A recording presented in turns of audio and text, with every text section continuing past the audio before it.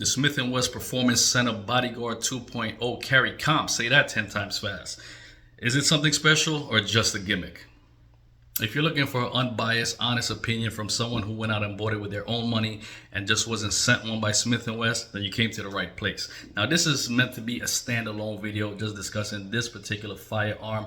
I want to put this out there so that anybody that's interested in this firearm knows the features and the functionality of it and doesn't really care about a comparison to the other one. However, if you do want to see a comparison between this right here and the original one, then let me know in the comment section below and I'll sure to put one out. Now, let's get into this gun right here.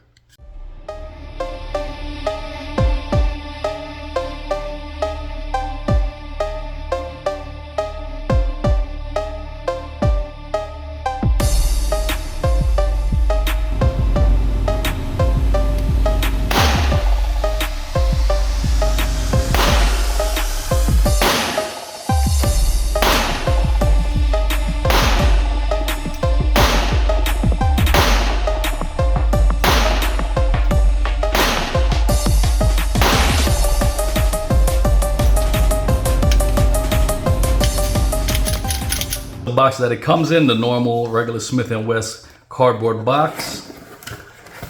You open that up, you got the pistol, of course. This is wrapped around the gun. I took this off at the range. We'll get into some range footage, but I took this off at the range. I took this bad boy straight down to the range, fresh out the box, and let some shots through to see how it will perform. You got a regular 10-round magazine that sits flush.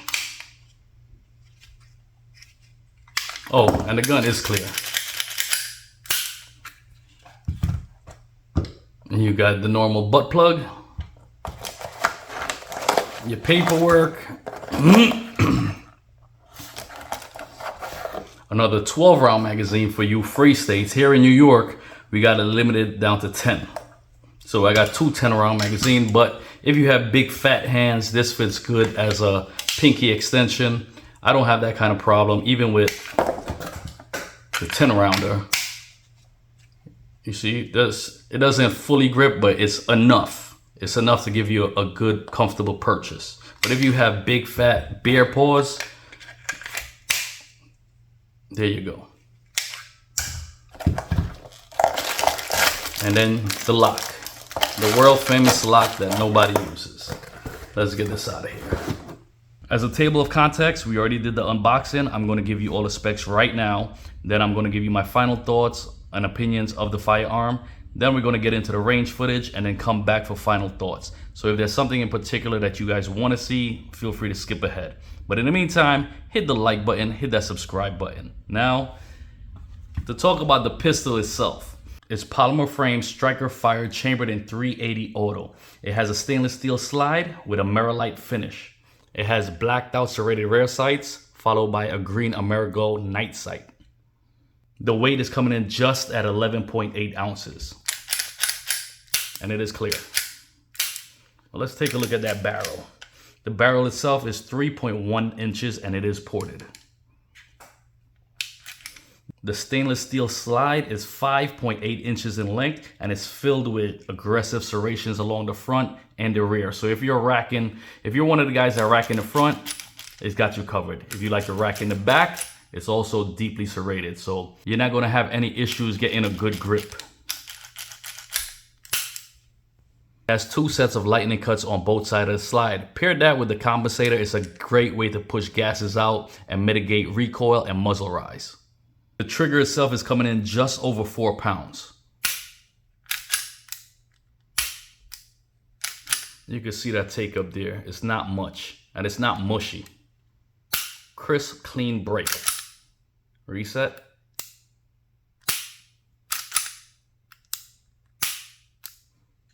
And it does have this safety shoe in the front of the trigger, so this has to get decompressed in order to pull the trigger. It has this little stop wall back here for the trigger to stop.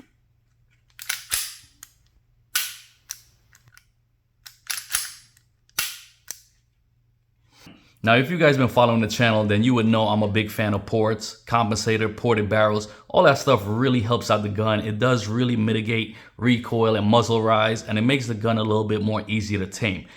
This is no exception. Now, it is a 380. There's not much recoil to begin with, but this compensator makes a really big difference. Now, Smith & Wesson is claiming it reduces about 25% of felt recoil, and I must agree. This thing shot really well. You're gonna see in the when we get to the range footage part of the video, but this thing shoots so flat, it's not a problem getting back on target. Now, I'm really impressed with the guys at Smith & Wesson with designing this gun, their QC, their team, whoever put this thing together did a great job. To me, it's perfect. It's everything a pocket pistol should be because it feels like a micro pistol. They have other ones in the market that just didn't sit right with me. It didn't feel right. It feels kind of toyish, if that makes sense.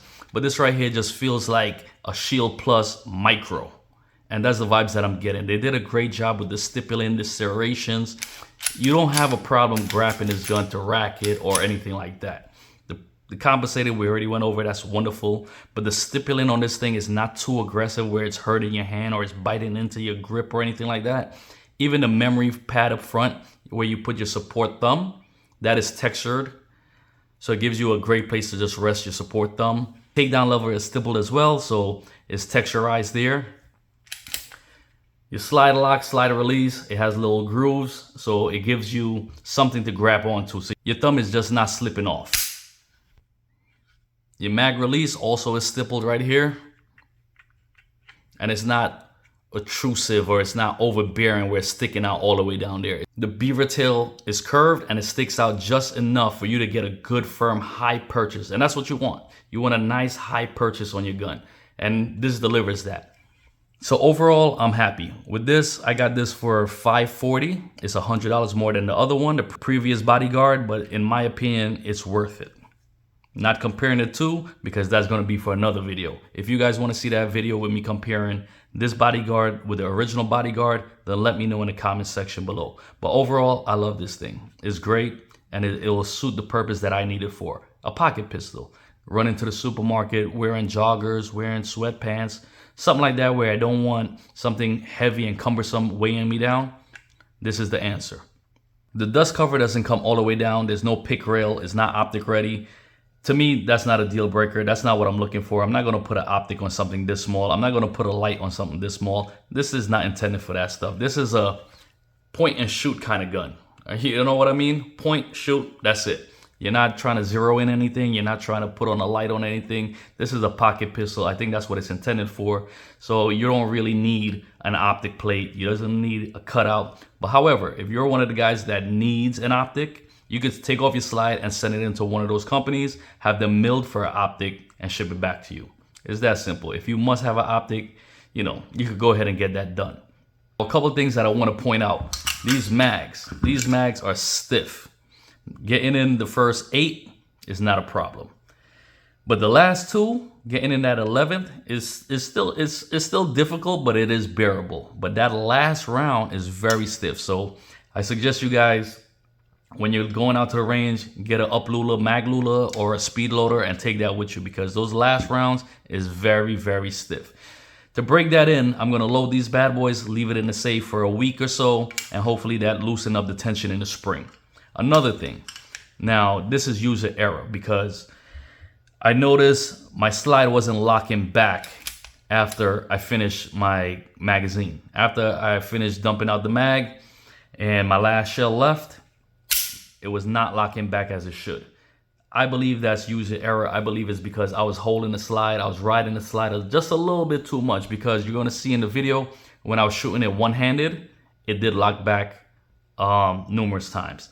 Now you're going to see in a range video, I took this thing fresh out the box. I picked it up at the FFL, didn't clean it, didn't lube it, didn't need no break-in or anything like that. I went straight down to the range and I wanted to see how it would perform, and it performed well.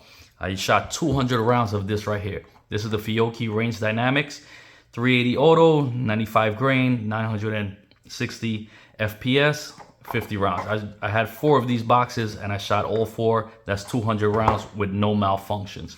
The only problems that I did have or I did occur was my damn thumbs were sore when I tried to load these things up all the way. And then with the slide not locking back. But like I said, I think that's user error. I'll keep an eye on that. When I go back out to the range, I'm gonna make a follow-up video with testing different ammo, different brands, different grains, and a whole lot of stuff. I'm gonna make a video dedicated just to ammo brands and different ammo testing through this gun and let you guys know. So if that's something that you're interested in, make sure you hit the subscribe button and let me know in the comment section below if there's a particular brand that you guys wanna see. Me personally, I'm very curious to see how the Critical Defense by Hornady hold up, because that's the round that I carry in most of my EDCs, and I want to see how that performs overall else. But let me know what your suggestion is if there's a certain brand that you want to see. Now let's get into the range footage.